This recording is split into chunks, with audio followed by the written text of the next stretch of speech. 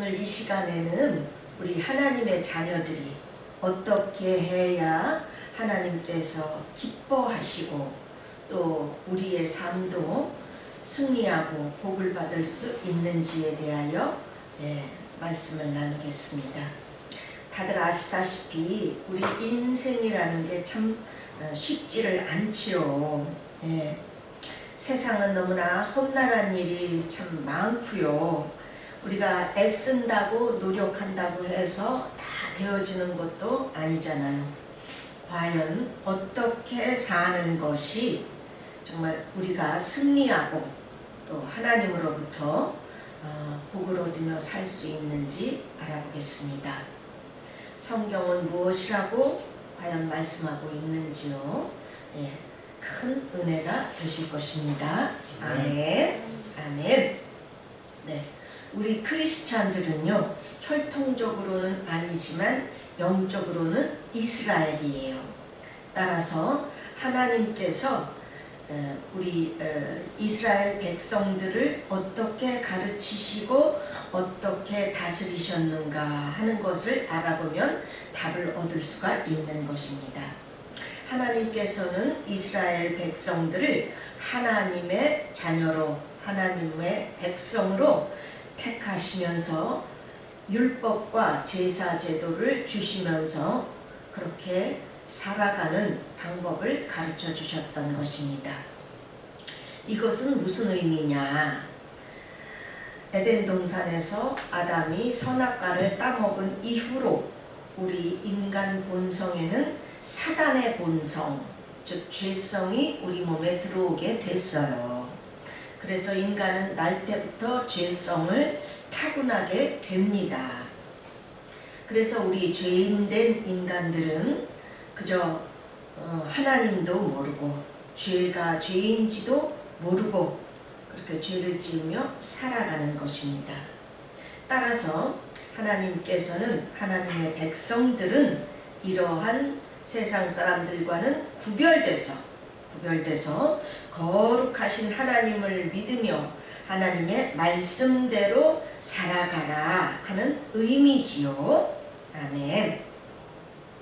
당시 이스라엘 주변의 나라들은요, 다 하나님을 믿지 않았고 우상을 아주 심하게 섬기는 나라들이었어요. 주로 바알, 아세라, 그모스, 밀감, 몰렉 등등 모두 하나같이 세상적인 풍요와 행복을 빌고 쾌락을 추구하는 그런 신들이었습니다. 고대 시대에는 문명이 발달하지 못했기 때문에 무슨 돌 같은 것들로 이렇게 우상을 만들어 놓고 거기다가 빌었지만은 이런 것은 오늘날로 말하면 뭐예요? 돈, 명예, 권력, 쾌락 이런 거를 추구하는 것이죠. 이런 우상의 정신이라는 것은 거룩하신 하나님의 정신과는 아주 거리가 먼 것들이었습니다. 나의 육신적이고 세상적인 그런 만족과 욕심을 추구하는 것이기 때문에 신전 같은 곳에서는요, 여사제들이 찾아오는 사람들과 성관계를 하는 것이 제사의식의 일부분이기도 했습니다. 심지어 어린아이를 불에 태워서 드리는 인신제사까지 드리는 그런 우상들이었던 것입니다. 그러니 이런 우상들을 섬기면 도덕이 그냥 땅에 떨어지는 것은 말할 것도 없는 거죠. 더욱이 이 우상의 주인이 누구예요? 악령이지요. 그래서 이 우상을 섬기게 되면 이 악령들이 우리의 생활 속에 또 우리의 몸 속에 들어와서 우리의 정신을 지배하고 다스리게 되는 것입니다. 무섭죠. 그러므로 하나님께서는 첫 번째로 택하신 민족인 이스라엘 백성들에게 십계명과 율법을 주시면서 그런 백성들, 그런 민족들과는 구별되어 살라는 것입니다. 그래서 첫 번째로 이방 민족들이, 그런 민족들이 믿는 우상을 절대 받아들이지 말 것이며, 둘째, 그들과 결혼하지 말 것이며, 셋째, 그들의 법과 풍속을 받아들이지 말라고 명령하셨던 거예요. 네. 결혼을 하게 되면 자연히 그 배우자가 믿는 우상을 가족들도 믿게 되고요. 따라서 그 우상의 정신을 따르게 되기 때문이죠. 또한 그런 나라들과는 정치적으로도 무슨 조약을 맺는다든지, 그래서 그들의 법과 문화, 풍속을 받아들이지 말라는 것입니다. 이렇게 분명히 말씀을 하셨어요. 네. 그런데 하나님께서 이렇게 분명히 말씀하셨음에도 불구하고 이스라엘의 역대 왕들은 대부분 이를 지키지를 않았습니다.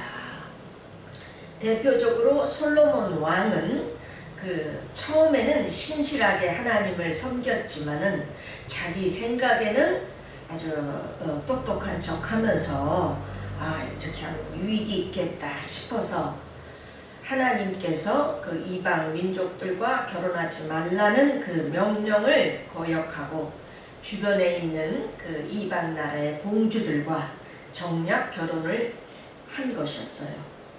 그래서 이 공주들이 우상을 각기 가지고 들어오니까 그 우상이 나라 안에 퍼지게 되고, 결국 솔로몬도 말년에는 하나님을 배반하고 우상을 믿게 되었던 것입니다.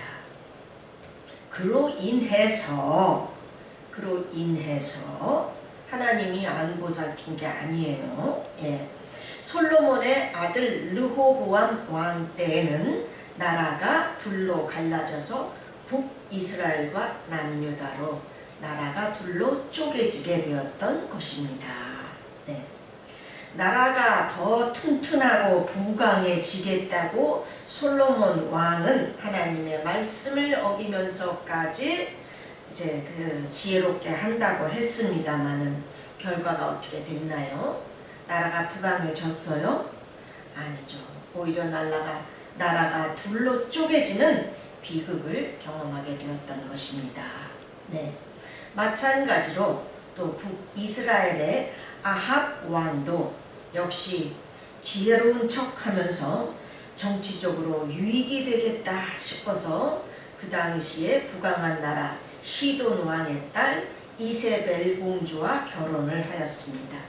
시돈은요, 어떤 나라냐, 바알과 아세라 우상의 본부라고도 할 정도로 아주 그냥 바알 우상 숭배가 극심한 나라였어요.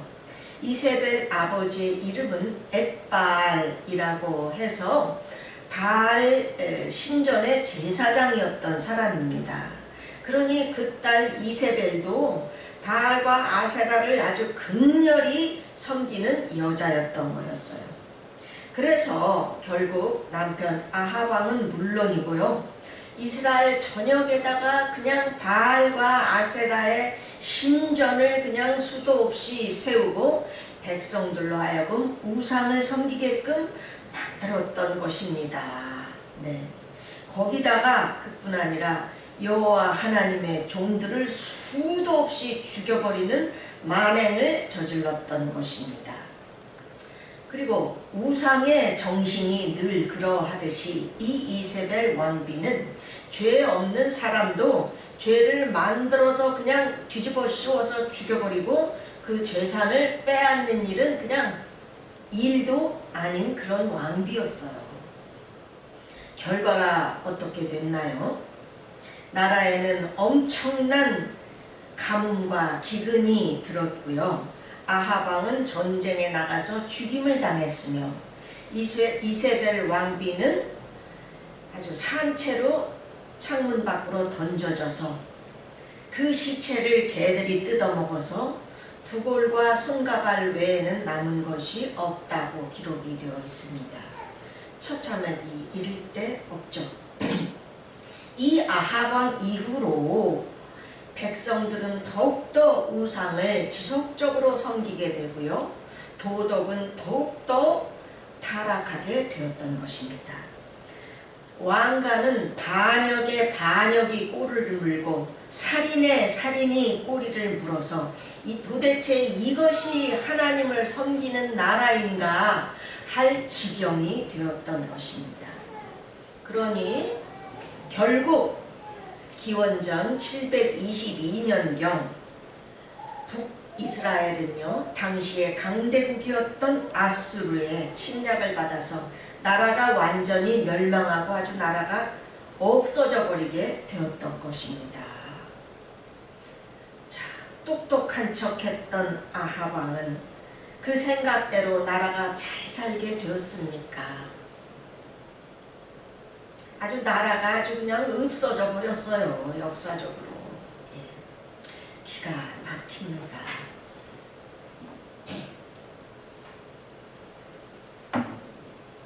그뿐이 아니었어요.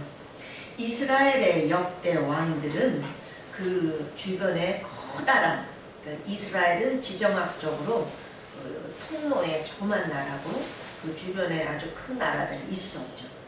이런 커다란 강대국들을 부러워해서 그들처럼 되고 싶어서 아주 그냥 그 앞에 엎어집니다. 하나님의 뜻을 저버리면서까지 그들과 화친하기 위하여 조약을 맺는 거죠. 그런데 이 이스라엘 주변의 나라들이 어떤 나라들입니까? 지금으로 말하면 그 이슬람 나라들이잖아요. 예.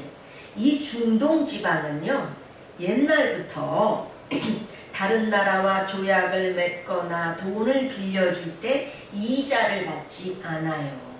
그 대신에 자기네 나라의 신과 그 법을 따르는 것을 아주 원칙으로 합니다.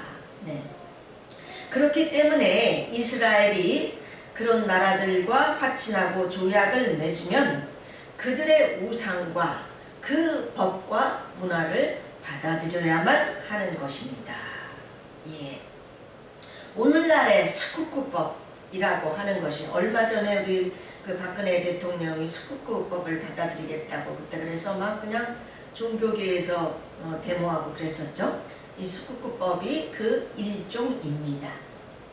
그러다 보면, 이런 법을 받아들이다 보면 자연히 백성들은 우상을 믿게 되고 우상의 정신과 문화의 지배를 받게 되는 거예요. 네. 그러므로 하나님께서는 그들이 아무리 강대국이고 선진국이고 멋있어 보여도 그들과 조약을 맺지 말 것이며 그 우상을 받아들이지 말라고 이미 말씀을 하신 것입니다. 하나님께서 우리 인간보다 어리석으시겠어요? 아니죠. 자, 비록 이스라엘은요, 나라도 아주 작고 겉모습은 아주 초라하고 보잘것없어 보이지만 사실은 하나님께서 주관하시고 지키시는 나라이기 때문에 이 세상 그 어느 나라보다도 강하고 귀하디 귀한 나라인 것입니다. 아무리 큰 강대국이라 할지라도요, 다 하나님의 손바닥 안에 있어요. 예, 아무것도 아닌 것입니다. 예, 그저 이 현실적으로만 대단해 보이는 것 뿐이죠.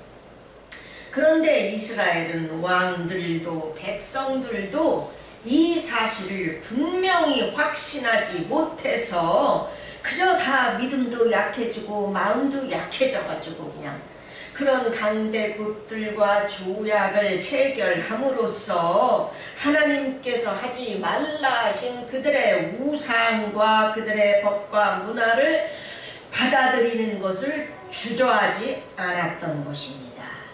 주저하지 않았을 정도가 아니라 아주 그냥 이스라엘이 나서서 그냥 화친을 맺고 조약을 맺자고 그냥 적극적으로 그랬던 거예요. 정치인들은 그런 나라들이 강대국이고 선진국이니 약간 좀 억울한 듯한 조약이라도 맺어서 그들과 화친하고 잘 보여야 이스라엘이 잘 살게 된다. 이렇게 생각한 것입니다. 그래서 어떻게 됐어요? 결국 온 이스라엘 나라 안에 우상이 퍼지게 되고 도덕은 더욱더 땅에 떨어지게 된 것입니다. 하나님을 멀리 떠나게 된 거예요. 자, 이런 것에 대하여 하나님은 어떻게 말씀하시는지 보시겠습니다. 에스겔서 23장 4절에서 7절입니다. 그 이름이 형은 오홀라요, 아우는 오홀리바라. 그들이 내게 속하여 자녀를 낳았나니 그 이름으로 말하면 오홀라는 사마리아요, 오홀리바는 예루살렘이니라. 네, 이 의인법을 쓴 거예요. 하나님께서 북이스라엘을 사마리아라고도 했거든요. 그걸 오홀라라, 여자 이름, 남유다 예루살렘이라고 하는데 그걸 오홀리바다. 그래서 5절 시작. 오홀라가 내게 속하였을 때 행음하여 그가 연애하는 자 곧 그의 이웃 아수르 사람을 사모하였나니. 그 다음 그들은 다 자색 옷을 입은 고관과 감독이요 준수한 청년이요 말 타는 자들이라. 그들이 강대국이고 선진국이기 때문에 약소국인 이스라엘 눈에는 그렇게 멋있어 보인다는 거예요. 7절 그가 아수르 사람들 가운데 잘생긴 그 모든 자들과 행음하고 누구를 연애하든지 그들의 모든 우상으로 자신을 더럽혔으며. 큰 소리로 읽어주시면 감사하겠어요. 40절입니다. 사절을 먼 곳에 보내 사람을 불러오게 하고 그들이 오매 그들을 위하여 목욕하며 눈썹을 그리며 스스로 단장하고. 이게 지금 조약을 맞는 장면을 표현한 겁니다. 41절 화려한 자리에 앉아 앞에 상을 차리고 내 향과 기름을 그 위에 놓고 그 무리와 편히 짓거리고 즐겼으며 또 광야에서 잡류와 술 취한 사람을 청하여 오매 그들이 그 팔찌를 그 손목에 끼우고 아름다운 관을 그 머리에 씌웠도다. 강대국이지만 이 별것도 아닌 사람들한테까지 이렇게 그냥 막 엎어져 갖고 팔찌를 끼우고 그냥 머리에 아름다운 관을 씌우고 그 난리라는 거예요. 44절 시작. 44절 그들이 그에게 나오기를 기생에게 나온 같이 음란한 여인 오홀리바에게 나왔은즉. 그러니까 그들이 즉 그 강대국들이 그에게 이스라엘에게 나오기를 기생 같다. 기생에게 나온 같이 하였다 이거예요. 이스라엘이 너무 이렇게 막 기생같이 아부를 떠니까. 그 다음에 16장 33절 보겠습니다. 16장 33절 시작. 사람들은 모든 창기에게 선물을 주거늘 오직 너는 내 모든 정든 자들에게 선물을 주며 값을 주어서 사방에서 와서 너와 행음하게 하니. 주변 모든 나라들에게 오히려 이스라엘에 값을 주면서 조약 좀 맺자고 이랬다 이거예요. 34절 내 음란함이 다른 여인과 같이 아니함은 행음하려고 너를 따르는 자가 없음이며. 다른 강대국들이 이스라엘에게 행음하자 아니 조약을 맺자고 이렇게 먼저 그러지 않았다 이거예요. 따르는 자가 없음이며. 그 다음 또 내가 값을 받지 아니하고 도리어 값을 줌이라. 그런즉 다른 여인과 같지 아니함은 아니하니라. 그래서 31절 조금 길기 때문에 빼고, 그래서 하나님 말씀하기를 창기 같지도 아니하도다 라고 말씀하셨어요. 네. 겉보기에는 작고 초라한 이스라엘 국가이지만 사실은 하나님께서 택하시고 주관하시는 나라이기 때문에 결국은 다 잘되고 아주 강력한 나라가 될 뿐 아니라 여호와 하나님의 이름을 전 세계에 증거하는 그런 나라가 되리라는 굳건한 믿음이 없어 가지고 그저 그냥 환경만 보고 마음이 약해져서 우상이나 섬기는 그런 나라들한테 굽신거리면서 하나님의 말씀을 거역하면서까지 어떻게 해서든지 그런 나라들한테 잘 보이고 화친을 맺고 쫓아가려고 하는 모습을 하나님께서는 이렇게 표현하신 것입니다. 그러니 그런 강대국들이 이스라엘 알기를 기생 같다고 그런 거예요. 참. 그런데 기생들은요, 값이라도 받고 몸을 팔지만 이스라엘은 오히려 값을 주면서 드리면서 그런 나라들에게 절절매고 조약을 맺으니 하나님께서 창기 같지도 않다라고 말씀하신 것입니다. 참 슬프죠. 예. 아시겠죠? 네. 그렇습니다. 하나님을 굳건히 의지하지를 못해서 당장 내 환경이 어렵다고, 내 인생이 힘들다고 하나님의 말씀마저 거역하고 세상과 타협하는 우리 크리스천들을 하나님은 이렇게 보신다는 것입니다. 세상은 넓은 길이며 화려하고 잘나 보입니다. 예. 그렇게 살아야 될 것 같아요. 예. 그런 것들을 따라가야 잘 될 것 같은 마음이 드는 겁니다. 힘들게 뭐 거룩하신 하나님을 따라 산다고 해봐야 뭐 맨날 사는 게 그렇고 그런 것 같고요. 초라하고 가난하고 힘든 일이 참 많습니다. 네. 그러나 사실은 이것은 하나님께서 우리 하나님의 자녀들을 굳건하게 만들어 주시려는 연단이에요. 뭐라고요? 연단. 네, 연단입니다. 하나님께서 보살피지 않는다든가 복을 안 주시는 게 아니에요. 실례로 미국 하나님을 잘 믿어 보겠다고 바다를 건너온 그 청교도들이 세운 미국이라는 나라는 어떻게 됐어요? 지구 역사상 유례가 없는 세계의 초강대국이 되지를 않았습니까?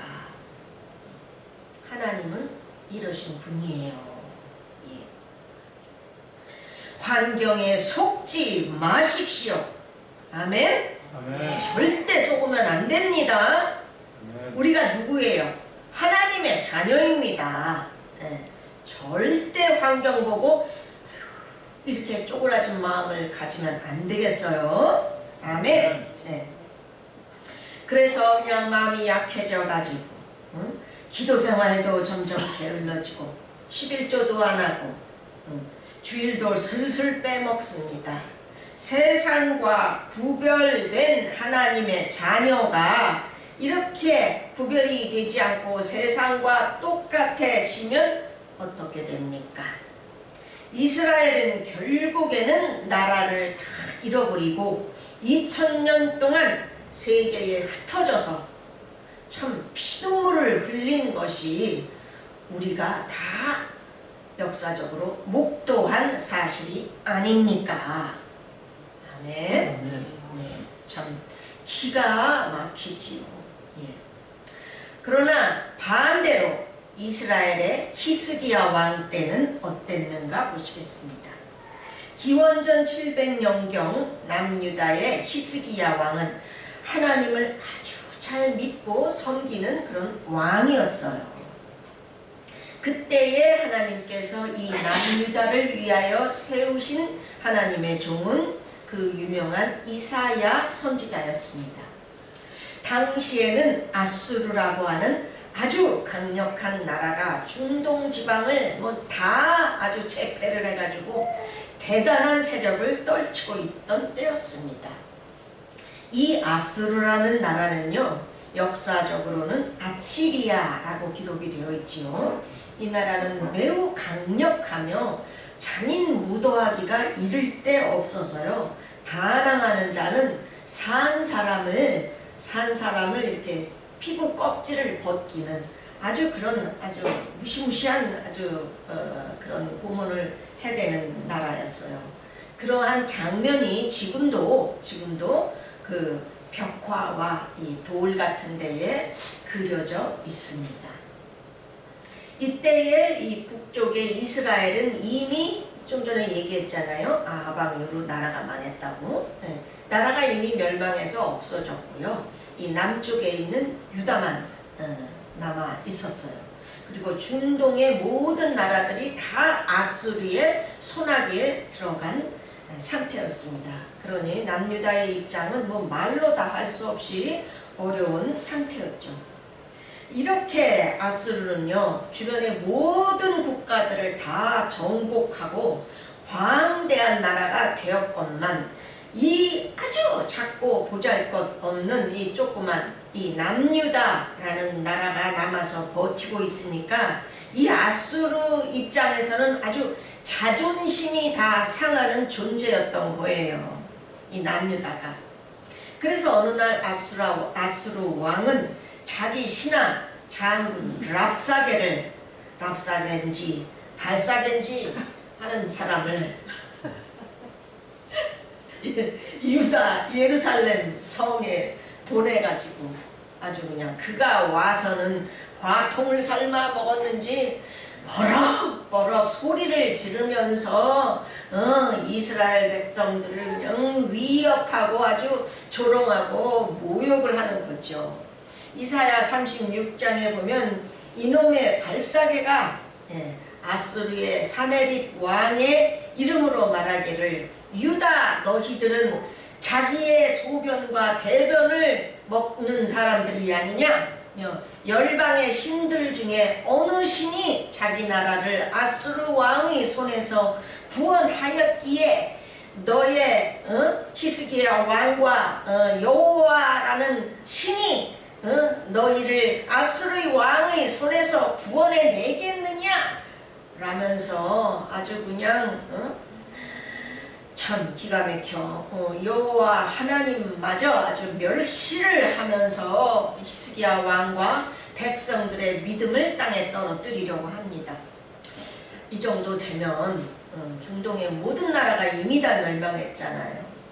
이 아주 작은 나라, 그것도 이제 예루살렘 성에 갇혀서 먹을 거는 없어지고 버티면 언제까지 버틸 수 있겠나 하면서 낙심해서 아수르에 항복을 했을 것입니다.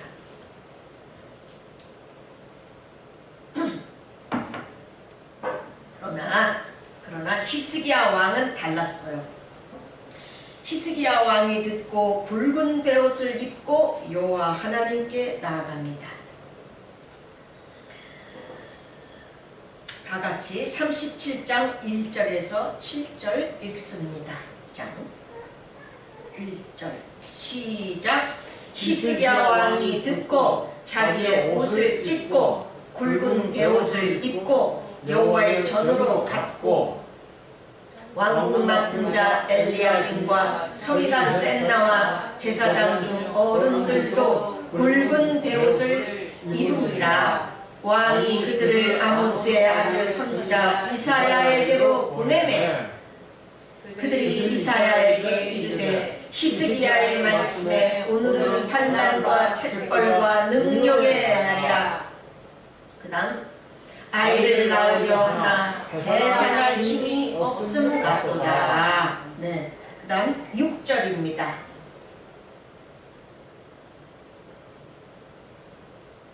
시작. 이사야가 그들에게 이르되 너희는 너희 주에게 이렇게 말하라. 여호와께서 이같이 말씀하시되 큰 소리로 너희가 들은 바 아수르 왕의 종들이 나를 능욕한 말로 말미암아 두려워하지 말라. 다음 보라 내가 영을 그의 속에 두리니 그가 소문을 듣고 그의 보국으로 돌아갈 것이며 또 내가 그를 그의 보국에서 칼에 죽게 하리라 하셨느니라 하니라. 네.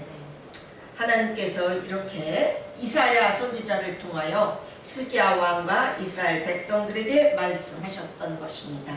기가 막히죠? 이제 히스기야 왕과 예루살렘 성 안에 백성들은 살았습니다. 네, 얼마나 참 감사한 말이에요. 결국 그렇게 되나 안 되나 보십시다. 37장 33절에서 38절 크게 읽으시겠습니다. 시작. 그러므로 여호와께서 아수르 왕에 대하여 이같이 이르시되 그가 이 성에 이르지 못하며 화살 하나도 이리로 쏘지 못하며 방패를 가지고 성에 가까이 오지도 못하며 흉벽을 쌓고 치지도 못할 것이요 그가 오던 길 곧 그 길로 돌아가고 이 성에 이르지 못하리라. 나 여호와의 말이니라. 다음 36절입니다. 36절. 여호와의 사자가 나가서 아수르 진중에서 18만 5천인을 쳤으므로 아침에 일찍이 일어나 본즉 시체뿐이라. 기가 막히죠. 36절 한 번 더 읽으시겠습니다. 여호와의 사자가 나가서 아수르 진중에서 18만 5천인을 쳤으므로 아침에 일찍이 일어나 본즉 시체뿐이라. 네, 기가 막힙니다. 37절 시작. 이에 아수르 사내달 왕이 떠나 돌아가서 니느웨에 거주하더니 38절 자기 신 니스로의 신에서 경배할 때에 그의 아들 아드람멜렉과 사레셀이 그를 칼로 죽이고 아라랏 땅을 도망하였으므로 그의 아들 에살 합돈이 이어 왕이 되니라. 네.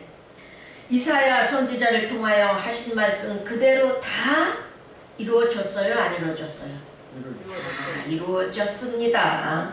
기가 막히죠. 중동 지역이 다 아수르의 손에 넘어간 판국에 아무 힘없는 너무나 그 작은 성, 작은 나라 남유다 예루살렘 성만 남아가지고 성 밖으로 죽일까봐 나가지도 못하고 이제 성 안에서 굶어 죽을 수밖에 없는 참담한 현실에 직면했었습니다. 그러나 히스기야 왕은 이스라엘의 역대 왕들이 그랬던 것처럼 사신을 불러서 애굽한테 군사를 요청을 한다든지 무슨 인간적인 방법을 쓰지 않았어요. 끝끝내 하나님의 도우심을 믿고 기도했던 것입니다. 동시에 탁월한 영역을 갖춘 이사야 선지자는 하나님의 음성을 잘 듣고 그대로 전달하여 남유다 예루살렘 성을 당대의 그 무시무시했던 정복국가 아수르의 손에서 구원해 내었던 것입니다. 아멘. 아멘. 이게 역사적인 사실이에요. 누가 구원해 줬어요? 여호와 하나님께서 구원해 주셨습니다. 어떤 방법으로 구원해 주셨습니까? 하나님의 방법으로 구원해 주셨어. 이스라엘의 군사들은요 칼 한 번 휘두르지 않았어요. 뭔 칼을 휘둘러? 그저 36절에 보듯이 여호와의 사자가 나가서 하룻밤 사이에 몇 명이에요? 18만 5천 명, 18만 5천이나 되는 군사들을 하루아침에 싹 다시 제가 되게 했습니다. 참 기가 막히죠. 이런 하나님입니다. 우리 하나님. 우리 하나님 멋진 분이에요. 전능하신 하나님입니다. 예. 여호와의 사자라는 것은 우리 눈에는 안 보이지만 하나님의 명령을 전달하는 이 영적인 존재죠. 예. 이 히스기야 왕은 이스라엘 왕들 중에서 보기 드물게 믿음이 굳건하여 하나님을 의지해서 하나님의 말씀대로 나라를 다스린 왕입니다. 다른 왕들은 그저 자기들이 하나님보다 더 똑똑하기나 한 것처럼 하나님께서 그렇게 하지 말라고 한 그런 말씀까지도 거역하면서 우상을 숭배하는 강대국들에게 그냥 포적하며 조약을 맺고 통상하며 그저 그들의 도움을 받으려 했지만 결과가 뭐였어요? 멸망이었습니다. 이스라엘 사람들은 국가의 흥망성쇠가 자기들이 아니라 여호와의 하나님의 손에 달렸음을 확신하지를 못했던 것입니다. 우리도 그렇습니다. 우리의 인생도 나라도 망하고 흥하는 것이 다 하나님의 손에, 누구의 손에? 하나님의 손에. 다시 한번 크게, 누구의 손에? 하나님의 손에 달렸다는 것을 우리는 명심해야 합니다. 이거 아주 무지하게 중요한 영적 원리예요. 내 환경이 어렵다고, 지금 내 둘러싼 내 가정이나 내 사업이 어렵다고 마음 쪼그라들어서 그냥 어떻게 해야 돼? 염려한 나머지 세상적인 방법을 동원하면 큰일 나는 겁니다. 아멘. 예. 자, 결론을 맺겠습니다. 이제 우리 크리스찬들은 어떻게 살아야 승리하고 하나님의 도우심을 받겠습니까? 앞에서 우리는 이스라엘의 역대 왕들이 어떻게 어리석은 짓을 했는지, 반대로 히스기야 왕과 이사야 선지자는 또 어떻게 했는지를 보았습니다. 사람들은요, 신앙생활을 하면서도 자꾸만 내 똑똑이, 내 지혜가 앞서요. 예. 하지만 그렇게 했다가는 어떻게 돼요? 멸망입니다. 이것은 영적인 함정. 뭐라고요? 영적인 함정입니다. 네. 우리 모두 유다왕 히스기야와 이사야 선지자처럼 굳건하게 하나님을 의지해야겠습니다. 사면 초가에 몰리면 몰릴수록 더욱더 하나님 아버지 앞에 나와 회개하고 기도하며 끝끝내 하나님의 도우심을 믿어야 되겠습니다. 아멘. 하나님의 말씀대로 올바로 살아야만 합니다. 아멘. 아멘. 이것이 해결책입니다. 아멘. 아멘. 아멘. 예. 하나님은 전지전능하신 분이고요. 해결하지 못할 게 없는 분이에요. 우리가 그저 하나님의 뜻대로만 따라가면 싹 다 이루어지는 것입니다. 우린 이런 하나님을 믿고 있어요. 아멘. 아멘. 예. 할렐루야. 이제 이사야 2장 22절을 읽고 마칩니다. 주고 있죠. 네. 너희는 인생을 의지하지 말라. 그의 호흡은 코에 있나니 새말 가치가 어디 있느냐. 아멘. 다 같이 통성으로 기도하겠습니다.